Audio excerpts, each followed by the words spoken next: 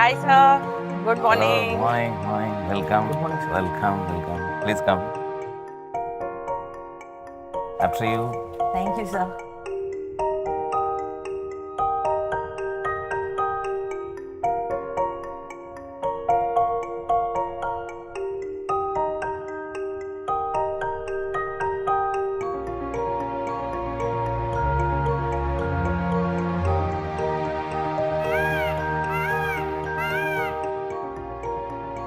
I'm Amrita Panja. And I am Sai Kumar. We bring to you the Bharat Series, a riveting journey with Mr. A. Balasubramanian, our Managing Director and CEO. As he tells you the story of a country from its humble roots that is aiming for the stars.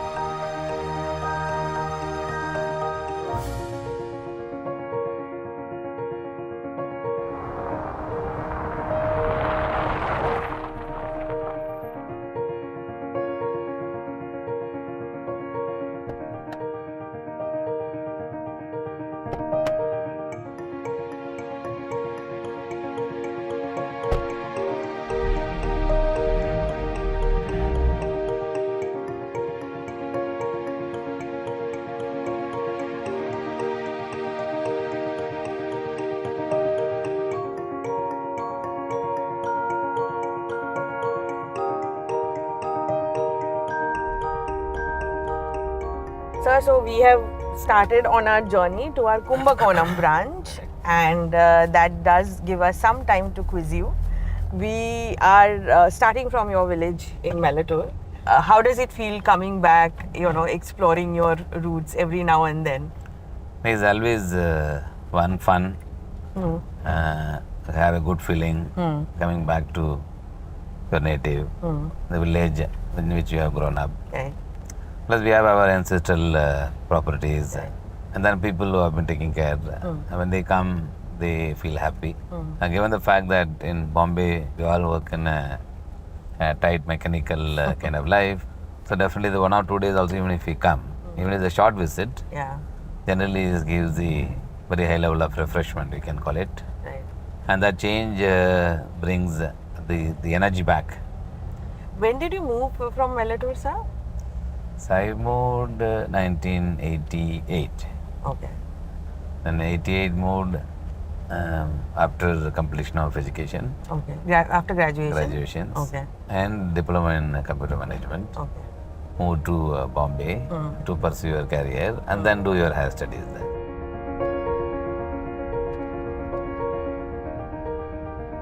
What was it like to move to a fast-paced city? Is it destiny that you went to the financial capital and you became a part of the financial industry?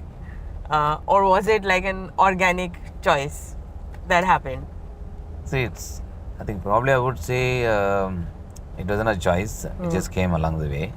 Not that I had chosen it. But sometimes what happens is in your family, savings remains one of the habit. I think every household Right. have got savings is one of the habit. Right. And those who have got substantial wealth, for them is easy. Because they will know where to put and so on and so forth. Those who have middle class income family, they need to ensure that future is protected on your savings. So my parents used to always plan that for all of us as kids. So therefore it came as part of the gene. There is a scope for one to learn, not about working, one to learn about investing. So they give us some flair of the financial instruments. The moment you get to that, then once you go to Bombay, and if you work close to the Bombay Stock Exchange, then naturally you see the people standing outside, then you develop interest, you see what's happening, the curiosity comes in. True. I think what makes, in my view, in my case, the curiosity that they had built for investing, for stock market investing, that is the one established the interest in me. Once you develop interest, even if you don't pursue it, sometimes it does occur if there are blessings. Right. So I presume I had that. I had my mind, you have the wish, So it true. get fulfilled. So that's the way I got into the financial capital market. First was in Can Bank Financial Services, next to the Bombay Stock Exchange Tower. Then you come out of the office, you see people have a lot of buzz around market. Suddenly you see markets have gone up. And then evening times you go and check the stock prices. Right. So the Bombay not only of course gives you life, it also creates the hunch for knowing, learning, gathering information, intelligence. So that's the beauty of Bombay.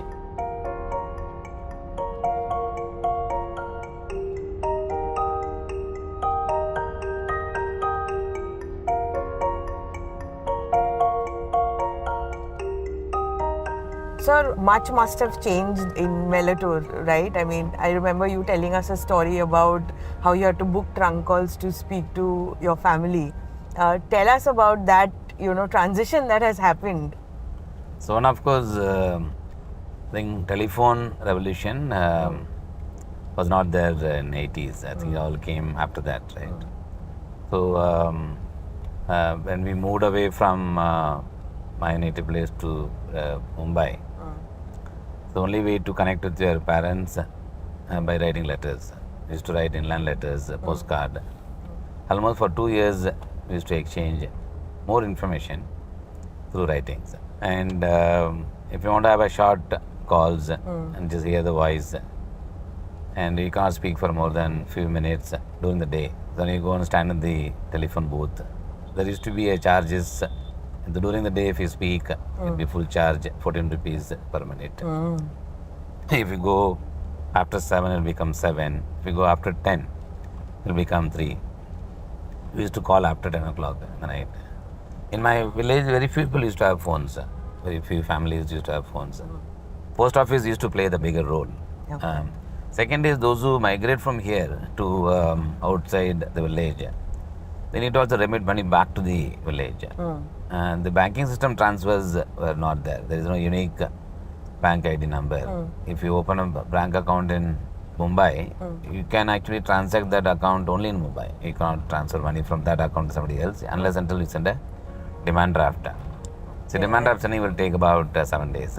So the best way to transfer money in those days, money order. Post office money order, which now has become a permanent bank. Even my father used to get pension also, only through the money order in those days.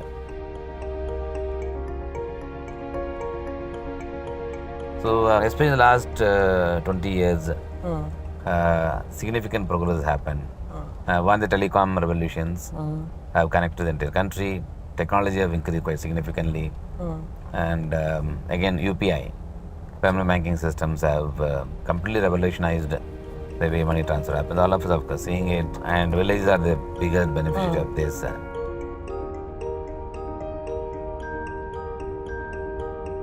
Sir, who knows better about long term than you, I would say. I mean, more than 30 years in the financial industry and, being part of the capital markets. Pretty much the same tenure with the Aditya Birla Group. 15 years of leading Aditya Birla Sun Life AMC as the CEO.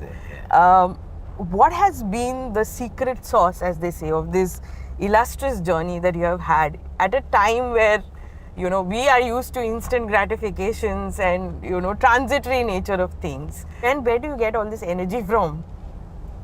No, I think it's more about passionate about what you're doing. True. So I don't think anything else makes you satisfied or makes you feel energetic. So I believe the money that you get, Right. for which you have to pay back.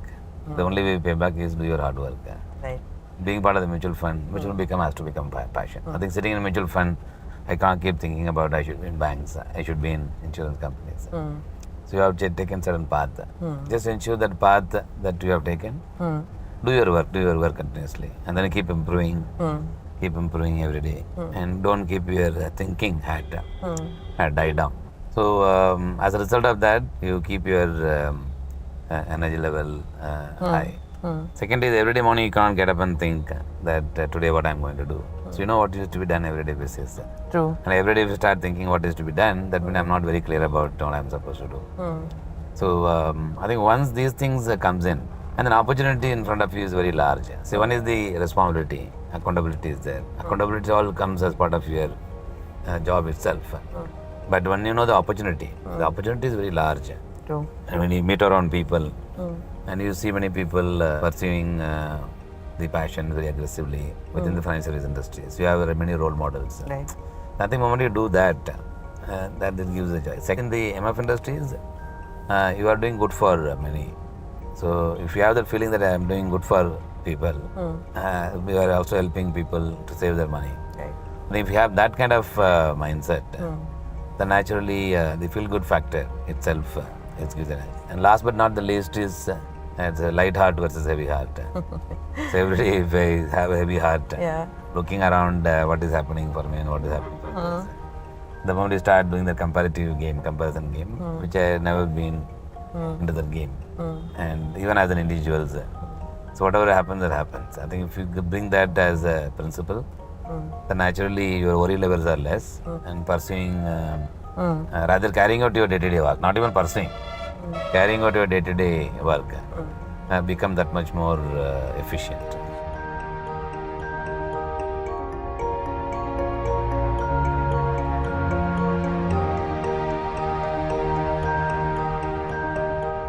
You've seen pretty much, all the important phases of the evolution of Indian markets and, different cycles, like from remat to demat to the global financial crisis, 9/11. These were like really big moments in the capital markets evolution. Share some anecdotes with us.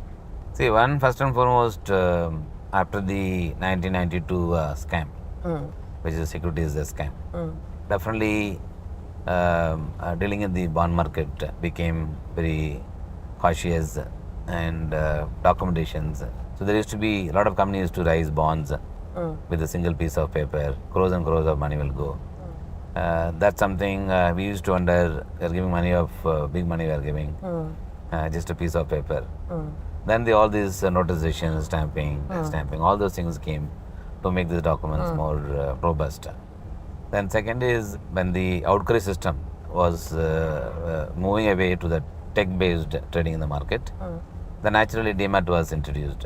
We are used to certain way of functioning and physical settlement. So when you have to move away from physical settlement to the electronic settlement, naturally the dematting became handy. But initially period when we used to deal, demat was new to us. So you had to get adjusted to the demat. Then you always go back to the comfort zone of physical, dealing in the physical. Your comfort of dealing in physical is far higher than dealing in electronic form of trading. So we have to get adjusted to that and force ourselves to the new change. Secondly, whenever there is a market reacts, like monetary policy, I just mentioned about it. So monetary policy suddenly will come and give a surprise because inflation, what they think, what the market is thinking, what we think, can completely different. So when these things happens, naturally monetary policy will suddenly come and hike the rates.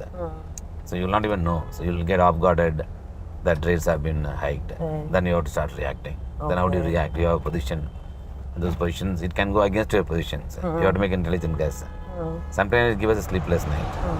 And 9/11 when it happened, suddenly the attack has happened. We are seeing the writers. The market is reacting. And those days market used to open till 11 in the night, 7:30 in the night, 8:30 in the night. If something comes, you can just come and trade. See, today they're all illegal. So after 5 o'clock, you cannot even trade in bond market. In equity market, you cannot trade after 3:30. In those days, markets used to be, suddenly it will become alive. Some people will come and start giving a quote, either for buying and selling. It's your choice to react or not to react. If you don't react, you may always feel that you have missed the opportunity. So these things used to keep us busy. Like 9/11 is one example. Then financial market crisis. When the global financial market crisis happened, GFC. It is nothing to do with India, but because we are all getting integrated to the world, it's happened to US, because money flow comes there, and India also got impacted, and then you have to be on top of the job. So you don't have, then your attention gets shifted. See, I think all these times what happens is, I've seen, whether it is an opportunity, whether it is crisis, and as you push your attention to the crisis management, the same attention you should do as far as finding opportunities as well. I think it works on both the sides.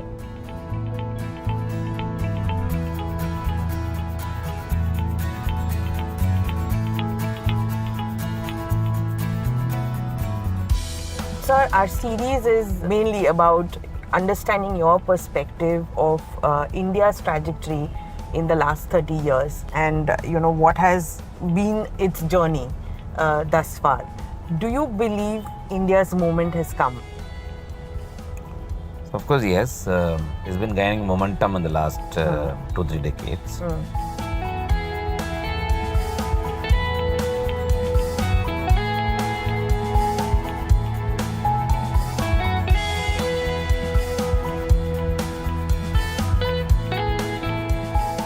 Post 1992, the financial crisis that we saw that time. Since then, reforms have been progressing. So now reforms have now become part and parcel of the country. Our Prime Minister has mentioned, from reforms is a must, transform is the one, should be the focus. I think whatever the reform that they're doing should lead to a transformation.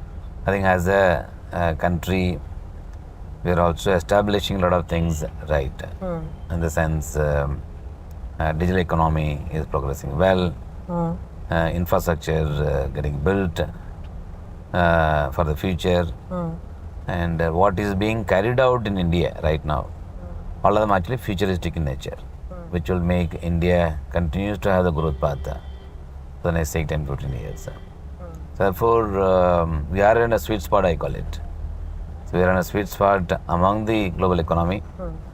And I think the vision that we have set aside by 2047 will be part of the developed market. Today we are a developing market. Will be part of the developed market.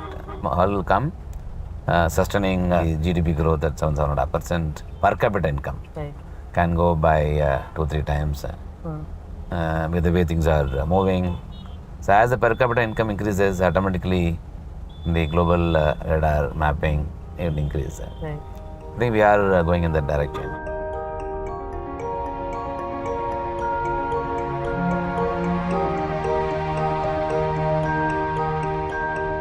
How does it feel when you now hear that we are on to becoming the third largest economy? We have crossed $4 trillion in market cap.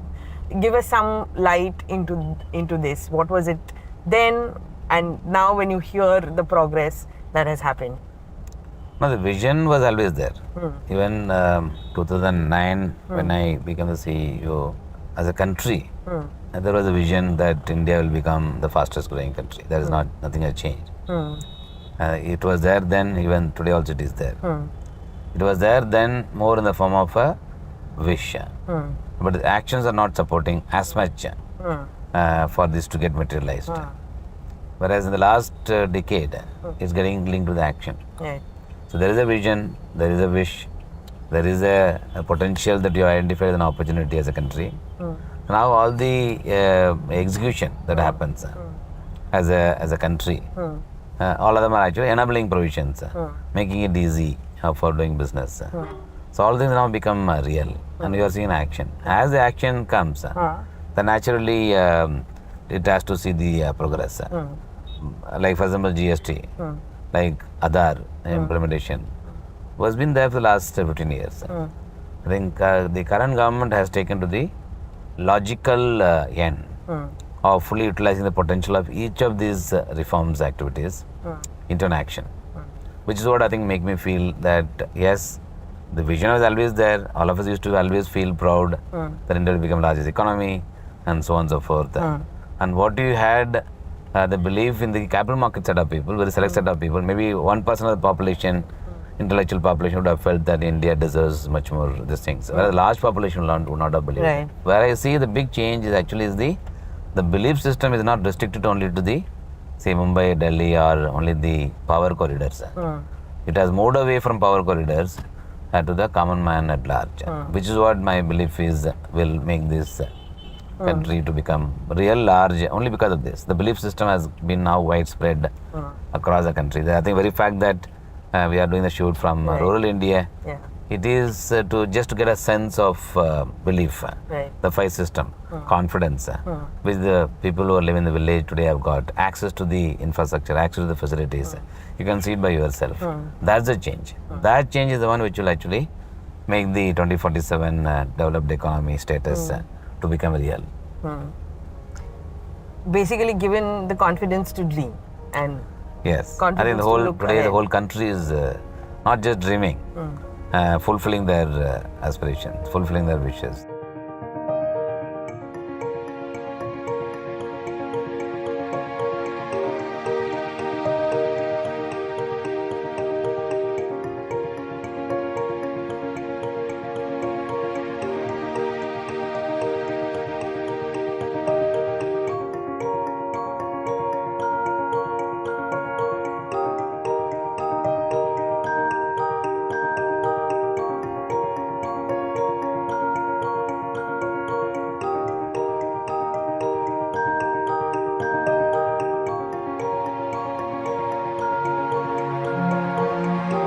So, my final question to you is, what is your vision of India in the next decade? And also, we live in a connected world. So, what are some of those risks that we need to be mindful of? I think we need to ensure that as a country don't live up our aspiration. I think definitely we would become the largest economy in the world. We'll become a super power. The superpower need not necessarily by having high capability on the defense and related aspects. I think India's influence in global decision making would also increase. I think G20 success was a reflection of that. I think India has played a huge role in making the G20 as a country who sponsored G20 this year for global market. Other global leaders visited India. That itself is a proof of putting that how India will become powerful. So it will become powerful, question doesn't arise. And India in my view will remain one of the humble country, given the nature of our country, the way I think one world, one family is being driven, which is I think will clearly remove the differentiation between one nation and other nations. And that togetherness will come. Therefore, in all probability, India's standing will go up so much. We would be considered as one of the country who promotes peace in the world. Well, sir, with that lovely thought, thank you so much for this conversation. And we have reached our Kumbakonam branch. So let's head out now.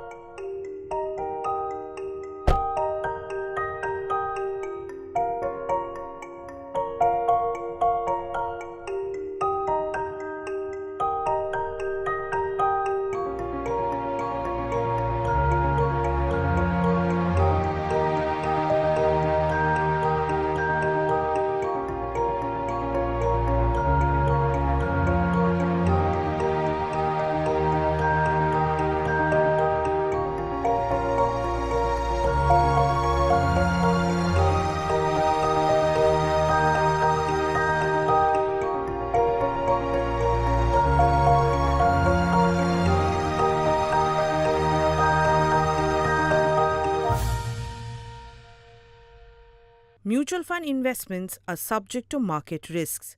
Read all scheme-related documents carefully.